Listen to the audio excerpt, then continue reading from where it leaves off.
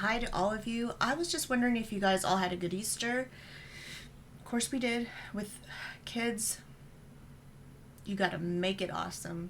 You gotta make your own sunshine or else you will never stop hearing about it. So, I was just kind of looking through videos and I saw this one. It says, when this couple with 2 children ordered only one kid's meal, the waitress, I'm like, the waitress what?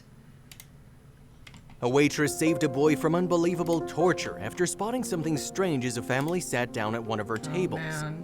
Thanks to her scrutiny, quick thinking, and ingenuity, the child was rescued from a horror that shocks your soul, according to authorities. This is gonna scare me.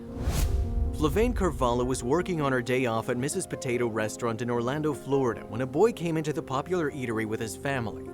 The child took a seat in a chair against the wall with his back to the door, as 2 adults, presumed to be his parents, sat across from him at the table. You know what? I get really weary of this. It scares me to death to hear bad things about what's going on with children.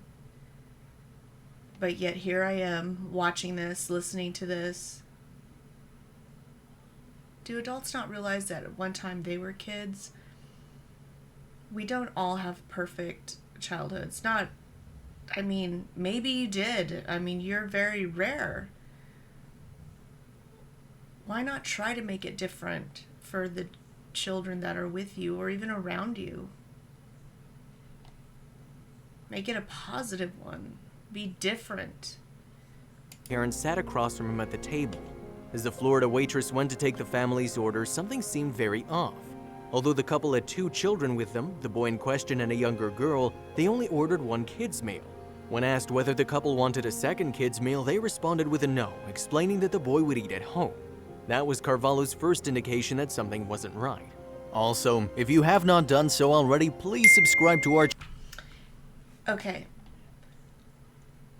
I have 2 kids.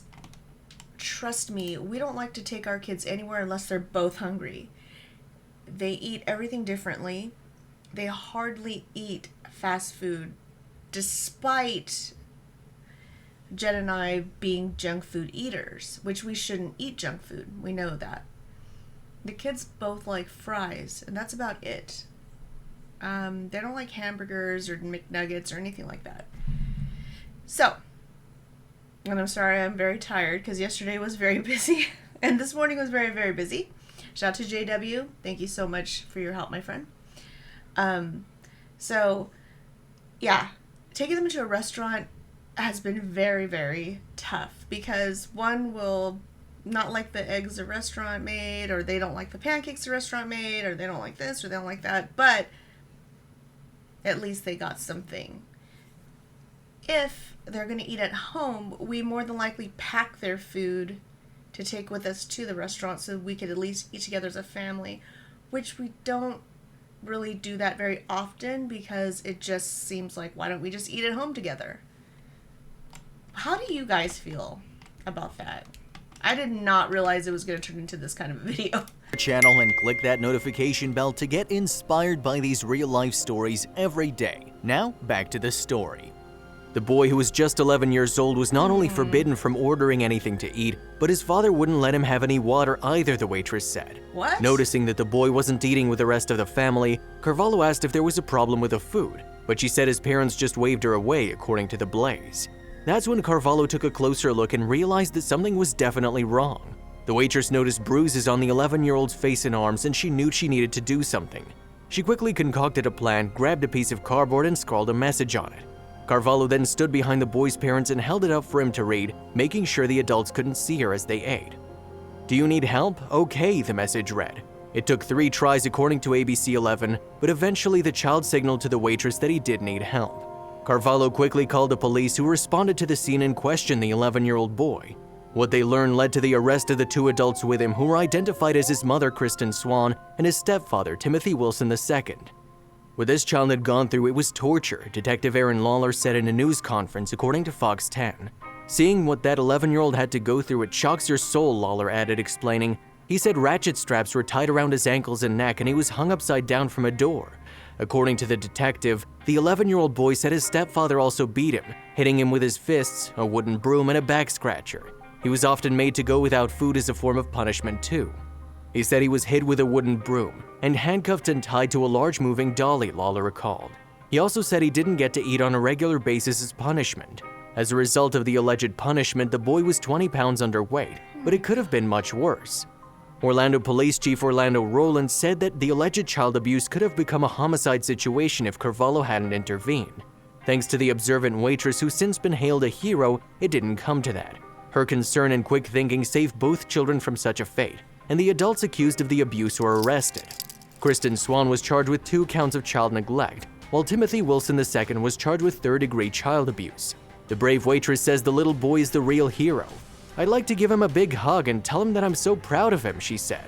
Make no mistake, however, Flavane Carvalho deserves credit for helping to save that boy from what police called a dangerous abuse situation. Where others might have looked the other way, the Florida waitress chose not to ignore the red flags. For that reason, the owner of the restaurant, Rafaela Cabede, also gives thanks to a higher power that seemed to be in play. Not only did the family sit at the only table in the restaurant where Carvalho could hold a sign up to the boy without the rest of his family seeing it, but they were also the last table of the night, allowing Carvalho to pay more attention to them. If that's not enough to give you chills, Carvalho was also supposed to be off that fateful day. When another employee called out, however, Flavane Carvalho picked up the shift, putting the right person in the right place at the right time. Both Cabede and Roland hope that Carvalho's courage will inspire others to act when we see something that isn't right. After all, it could save the life of a child. We understand that this has to encourage other people, that when you see something, say something, Cabede said. We know when we see a situation that is wrong, we know what's the right thing to do. We know that speaking up is the right thing to do, but it takes more than acknowledging it. It takes courage. Good Lord. Definitely emotional. I don't know how people think of these kinds of forms of punishment. I don't know if it's something that happened to them in their youth. I'm not making any excuses, but it's so gross to me that something so dark can happen like that, you know? How can they even feel good or look at themselves in the mirror? So, this little boy is only a year older than H's.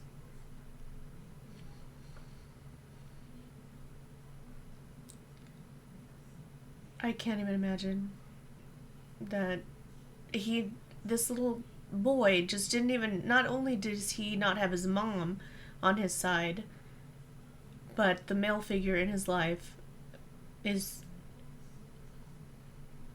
doing that. So, do we hope that they go to a better home, or are these parents going to get a slap on the wrist and get out, and then these kids go right back to this kind of violence? I mean, we see these heroic things, people are saving these kids, only for them to go to a worse home, worse situation, or the parents are given lenient sentences and nobody follows up with the kids, or nothing else is done. And then this cycle just keeps continuing, because it is proven that people that are abused continue that abuse on others. I'm not saying all. So if you're one of those rare, I shouldn't say rare, but I should say strong and different type of people that could just really look within and just say, I'm not going to do this. What happened to me, I'm not going to do to others. It was wrong. And just try to live differently. And not a lot of people can do that. They'll self-medicate, they'll self-cope, they'll self-harm. So this was definitely very emotional. And now more than ever, with everybody moving around, people leaving, hopping states, hopping schools, you know, we just have to pay attention. So, did not mean for this to go this way, but, you know, anything that has to do with kids, and I was like, the waitress knew what? Knew something? I was hoping it was going to be one of those really good stories, but that did not happen. So, anyway, there's something else I wanted to show you guys, and I'll talk to you later. Okay, bye. Go subscribe to Wonderbot. I guess they might, if you like this kind of thing, to be inspired, hopefully, by others and their courageous acts, then go subscribe to Wonderbot, because, you know, that waitress went above and beyond. Everybody should be that courageous. A lot of people now have tried to adopt that. Well, it's none of my business. Well, no, it actually is. If that was you, wouldn't you want it to be somebody's business? If you're not eating and you're not getting water and you're close to death, wouldn't you pray that it was somebody's business? Don't ever think of that as an excuse, or let somebody tell you that's an excuse, because that's all it is.